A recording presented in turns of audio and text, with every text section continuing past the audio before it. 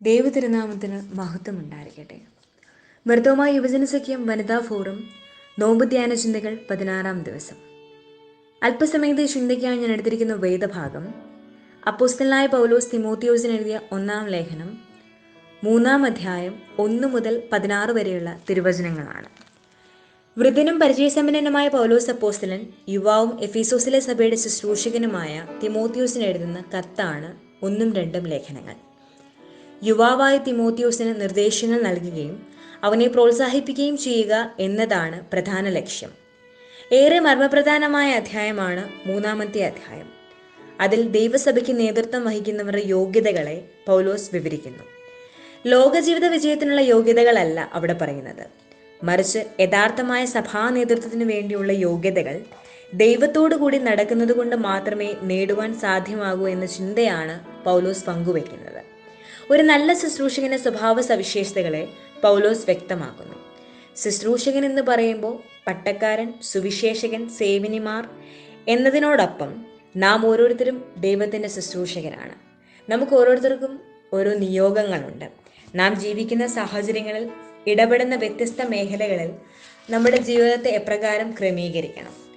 അപ്പനായും അമ്മയായും മകനായും മകളായും സഹോദരനായും സഹോദരിയായും ഇങ്ങനെ ജീവിതത്തിൻ്റെ വിവിധ വേഷങ്ങൾ നാം ആടുമ്പോൾ അതിലൂടെ നാം ചെയ്യേണ്ട ശുശ്രൂഷകൾ എന്തെല്ലാമാണ്? 3 ചിന്തകൾ നിങ്ങളുമായി പങ്കുവയ്ക്കുവാൻ ആഗ്രഹിക്കുന്നു. ലൗകികതയിൽ നിന്ന് ആത്മീയതയിലേക്ക് നയിക്കുന്ന സാക്ഷ്യജീവിതം. 3-ാം അധ്യായം 7-ാം വാക്യത്തിൽ നിന്നയിലും പിശാചിന്റെ കെണിയിലും കുടുങ്ങാതിരിപ്പാൻ പുറമേയുള്ളവരോട് നല്ല സാക്ഷ്യം പ്രാപിച്ചവനും ആയിരിക്കണം. ലോകപ്രകാരമുള്ള മോഹങ്ങളിൽ അകപ്പെടാതെ നല്ല സാക്ഷ്യമുള്ളവരായി ജീവിക്കണം. നാം മറ്റുള്ളവർക്ക് ഒരു മാതൃകയായിരിക്കണം. 1 തിമോത്തിയോസ് 4-ാം അധ്യായം 12-ാം വാക്യത്തിൽ പൗലോസ് അപ്പോസ്തലൻ യൗവനക്കാരെ ഇങ്ങനെ ഓർമ്മപ്പെടുത്തുന്നു: ആരും നിന്റെ യൗവനം തുച്ഛീകരിക്കരുത്. വാക്കിലും നടപ്പിലും സ്നേഹത്തിലും വിശ്വാസത്തിലും നിർമ്മലതയിലും വിശ്വാസികൾക്ക് മാതൃകയായിരിക്കാം. യുവത്വം സൂക്ഷ്മമായി പരിരക്ഷിക്കപ്പെടേണ്ട ഒരു കാലഘട്ടമാണ്. ശക്തമായ പ്രലോഭനങ്ങളും എന്തിനേയും മനസ്സിലാക്കാനുള്ള കാംക്ഷയും നിറഞ്ഞ യൗവനം തുച്ഛീകരിക്കപ്പെട്ടു പോകാനുള്ള സാധ്യത ഏറെയാണ്. പോത്തിഫറിന്റെ ഭവനത്തിൽ യുവാവായ യോസഫ് നേരിട്ട ഭയങ്കരമായ പരീക്ഷണത്തിൽ യോസഫ് വിജയിച്ച ചരിത്രം ഏറെ അതിശയിപ്പിക്കുന്നതാണ്.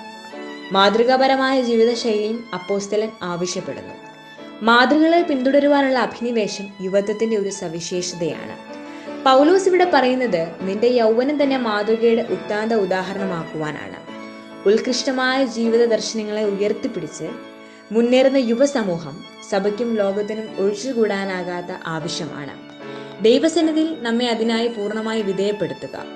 പ്രലോഭനങ്ങളും വെല്ലുവിളികളും നിറഞ്ഞ ലോകത്തിൽ ഇത് പ്രായോഗികമല്ല എന്ന് നമ്മളിൽ പലരും ചിന്തിക്കും. എന്നാൽ അപ്പോസ്തലന്റെ മനോഭാവം ഇവിടെ വ്യത്യസ്തമാണ്. 4-ാം അധ്യായം 6-ാം വാക്യത്തിൽ ഇങ്ങനെ പറയുന്നു: ഇത് സഹോദരന്മാരെ ഗ്രഹിപ്പിച്ചാൽ നീ അനുസരിച്ച വിശ്വാസത്തിന്റെയും സതുപദേശത്തിന്റെയും വചനത്താൽ പോഷണം ലഭിച്ച് ക്രിസ്തുവേശുവിന് നല്ല ശുശ്രൂഷകൻ ആകും. നന്മയിലേക്ക് എപ്പോഴും നമ്മെ നയിക്കാൻ ആഗ്രഹിക്കുന്ന ദൈവത്തെയാണ് യേശു വെളിപ്പെടുത്തിയത്. തിന്മയിലേക്ക് വലിച്ചിരിക്കുന്ന പ്രവണതകളെ മനസ്സിലാക്കി അവയിൽ നിന്ന് ഒഴിഞ്ഞു നിൽക്കണം. ലൗകികതയിൽ നിന്ന് ആത്മീയതയിലേക്ക് നല്ലൊരു സാക്ഷ്യജീവിതം നയിപ്പാൻ എനിക്ക് നിങ്ങൾക്കും സാധിക്കണം. 2. അസാധാരണത്വത്തിലൂടെ കൈവരിക്കുന്ന വിശ്വാസ തീവ്രത.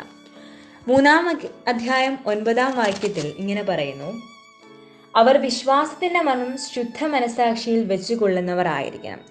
വിശ്വാസത്തെക്കുറിച്ച് എബ്രായർ 11-ാം അധ്യായം 1-ാം വാക്യത്തിൽ ഇങ്ങനെ പറയുന്നു: വിശ്വാസം എന്നതോ ആശിക്കുന്നതിൻ്റെ ഉറപ്പും കാണാത്ത കാര്യങ്ങളുടെ നിശ്ചയമാകുന്നു. ഉറപ്പോടെ കാത്തിരിക്കുന്നതാണ് വിശ്വാസം. നാം പോലും പ്രതീക്ഷിക്കാത്ത സമയത്ത് നമ്മുടെ പ്രാർത്ഥനയ്ക്ക് ദൈവം തമ്പുരാൻ മറുപടി തന്നുവെങ്കിൽ അത് നമ്മുടെ അചഞ്ചലമായ വിശ്വാസം കൊണ്ടാണ്.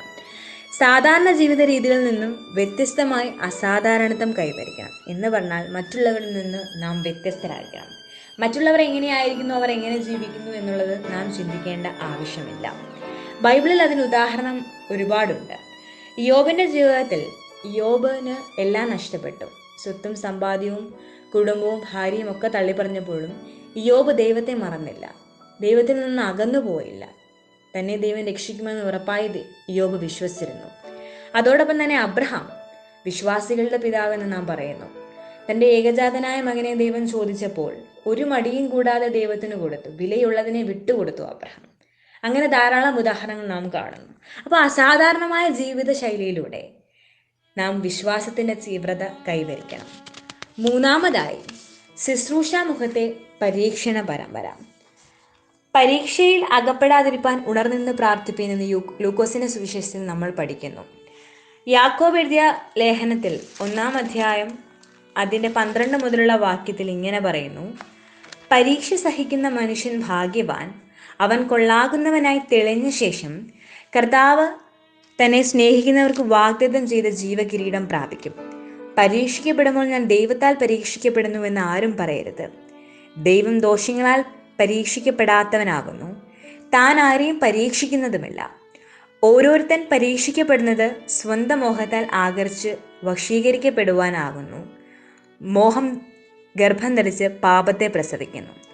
അപ്പോൾ അവിടെ പരീക്ഷണത്തെക്കുറിച്ച് പറയുമ്പോൾ പരീക്ഷയിൽ അകപ്പെടാതിരിക്കാൻ ഉണർന്ന് പ്രാർത്ഥിക്കുക. പരീക്ഷയിൽ അകപ്പെടുമ്പോൾ നാം ദൈവത്താൽ പരീക്ഷിക്കപ്പെടുന്നു എന്ന് ആരും പറയരുത്. ശുശ്രൂഷാ മേഖലകളിലായിരിക്കുമ്പോൾ ധാരാളം പരീക്ഷണങ്ങൾ ഉണ്ടാകാം. ലക്ഷ്യസ്ഥാനത്ത് നിന്ന് വഴിതെറ്റി പോകേണ്ടുന്ന അവസ്ഥയുണ്ടാകാം. പ്രലോഭനങ്ങളിൽ വീണു പോകാം. എന്നാൽ അവിടെയൊക്കെ ഉണർന്ന് പ്രാർത്ഥിപ്പാൻ എനിക്ക് നിങ്ങൾക്കും സാധിക്കണം. ഒരു നല്ല ശുശ്രൂഷകൻ ഒരു നല്ല ഭടനാണ്, വിശ്വസ്തനായ സേവകനാണ്, അനുസരണമുള്ള മകനാണ്, മകളാണ്. 3 കാര്യങ്ങളാണ് ഞാൻ നിങ്ങളുമായി പങ്കുവച്ചത്. 1, ലൗകികതയിൽ നിന്ന് ആത്മീയതയിലേക്ക് നയിക്കുന്ന സാക്ഷ്യ ജീവിതമുള്ളവരായിരിക്കണം. 2, അസാധാരണത്തിലൂടെ വിശ്വാസ തീവ്രത കൈവരിക്കണം. 3, ശുശ്രൂഷാമുഖത്തെ പരീക്ഷണ പരമ്പരകളെ അതിജീവിക്കണം. ഇപ്രകാരം ജീവിപ്പാൻ ഈ നോമ്പിൻ്റെ കാലഘട്ടത്തിൽ ദൈവം തമ്പുരാൻ എന്നെയും നിങ്ങളെയും എടുത്തുപയോഗിക്കട്ടെ. അതിനായി നമുക്ക് പ്രാർത്ഥിക്കാം.